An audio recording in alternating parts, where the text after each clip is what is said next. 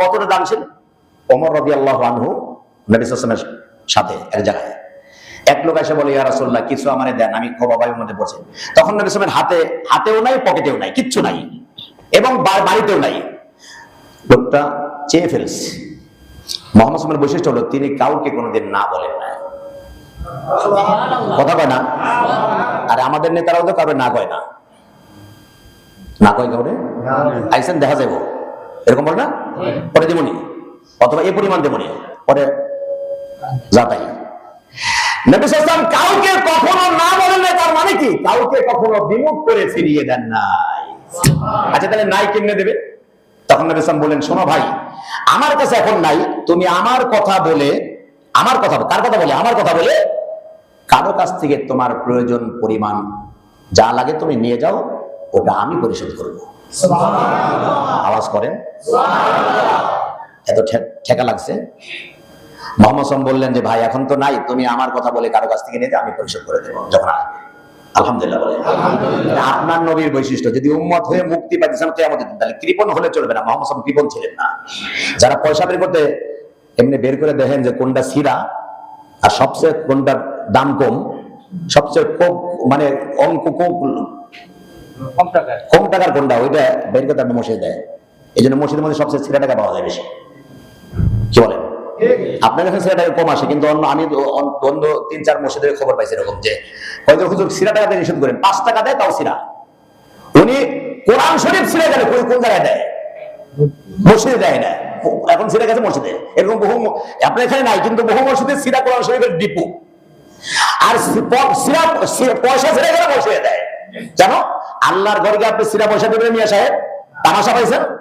আল্লাহর ঘরকে আপনি 2 টাকা 5 টাকা দিবেন, সাধ্যের মধ্যে যদি থাকে 500 টাকা দেওয়ার, তাহলে 5 টাকা দিলে খবর হওয়ার সম্ভাবনা আছে, যদি আপনার সাধ্য থাকে আর কি।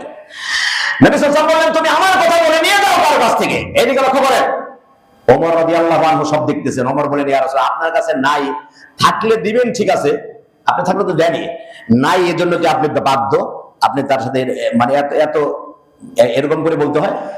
এই কথা শোনার পরে রাসূল কারীম সাল্লাল্লাহু আলাইহি ওয়াসাল্লাম তার চেহারার মধ্যে একটা গুরুগম্ভীর ভাব লক্ষ্য করা গেল। তার মানে তিনি কথায় কি হন নাই? সুবহানাল্লাহ কোন? ওমর এই কথা বলে বিপাকে পড়ে গেছে, নবী সাল্লাল্লাহু আলাইহি ওয়াসাল্লাম গুরুগম্ভীর হয়ে গেলেন। পক্ষান্তরে আরেকজন সাহাবী ওখান দিয়ে আসছে, আয়েশা নবী সাল্লাল্লাহু আলাইহি ওয়াসাল্লামের সামনে দাঁড়ায় দেখে যে নবী সাল্লাল্লাহু আলাইহি ওয়াসাল্লামের চেহারা গুরুগম্ভীর। সাহাবী এরকম বুঝতেন নবী সাল্লাল্লাহু আলাইহি ওয়াসাল্লাম কেন রাগ হয়েছেন। রাসূল কারীম সাল্লাল্লাহু আলাইহি ওয়াসাল্লাম বলেন, ইয়া রাসূলুল্লাহ কি হয়েছে? বলছেন এই হয়েছে। ওই সাহাবী যিনি আসছেন এখন, তিনি বলেন, ইয়া রাসূলুল্লাহ আপনি দিতে থাকেন আল্লাহর নামে, আল্লাহর ভান্ডার কখনো খালি হবে না। এই কথার পরে নবী সাল্লাল্লাহু আলাইহি ওয়াসাল্লাম খুশি হয়ে গেলেন, তার চেহারার মধ্যে আবার উজ্জ্বলতা ফিরে আসলো। আর রাসূল কারীম সাল্লাল্লাহু আলাইহি ওয়াসাল্লাম বলেন, ওমর বিহাদা উমিরতু, এইভাবেই আমাকে আদেশ করা হয়েছে, না থাকলেও যেন দেই।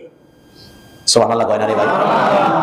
কর্জ করে হলেও দিতে হয়, যদি অসহায় মানুষ যদি ঠেকে যায়, গরিব অসহায় কত আত্মীয় স্বজন আছে আপনার, কোনোদিন খবর নিয়েছেন না? গরিব আপনজন আত্মীয় স্বজন, বোন ভাগনা খালা ফুফু আছে না, নিজে তো অনেক কিছু করতেছেন, কিন্তু এদের খবর রাখলেন না। আল্লাহর আদালতে এদের ব্যাপারেও জবাব দিতে হবে। মসজিদকে দেন, অসহায় মানুষকে দেন, পথিককে দেন, যেখানে যতটুকু পাবেন আপনার সাধ্যমতো দিতে থাকেন, আল্লাহ রাব্বুল আলামিন আপনাকে কখনো কমিয়ে দেবেন না। লাইলাতুল কদরে, লাইলাতুল কদর মানে শেষ দশকের আমল, বেশি করে দান করা। রাসূল কারীম সাল্লাল্লাহু আলাইহি ওয়াসাল্লামের ব্যাপারে আয়েশা সিদ্দিকা বলতেছেন, জিবরিল প্রতি রাতে রাসূল কারীম সাল্লাল্লাহু আলাইহি ওয়াসাল্লামের সাক্ষাৎ করতেন এবং কোরআন কারীম তেলাওয়াত করতেন। সুবহানাল্লাহ। জিবরিল আগমনে নবী সাল্লাল্লাহু আলাইহি ওয়াসাল্লামের দানের অবস্থা এমন ছিল যে প্রবাহিত মুক্ত বায়ুর চাইতেও বেশি গতিশীল হয়ে যেত তার দানের অবস্থা।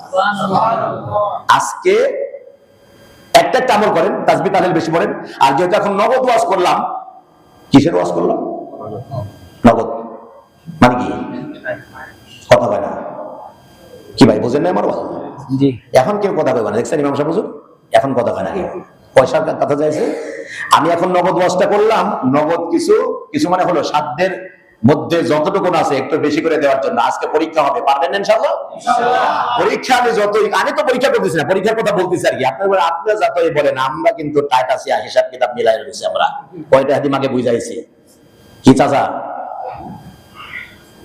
না, ওয়াজের পরে যদি আপনার মন গলে, তাহলে বুঝবেন আপনি আসল দিকে যাইতেছেন। আর যদি মনে করেন আমার হিসাব আমার কাছে আছে, তাহলে টন হতে পারে কিন্তু।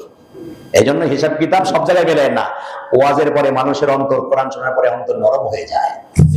কথা ঠিক না ঠিক? সুতরাং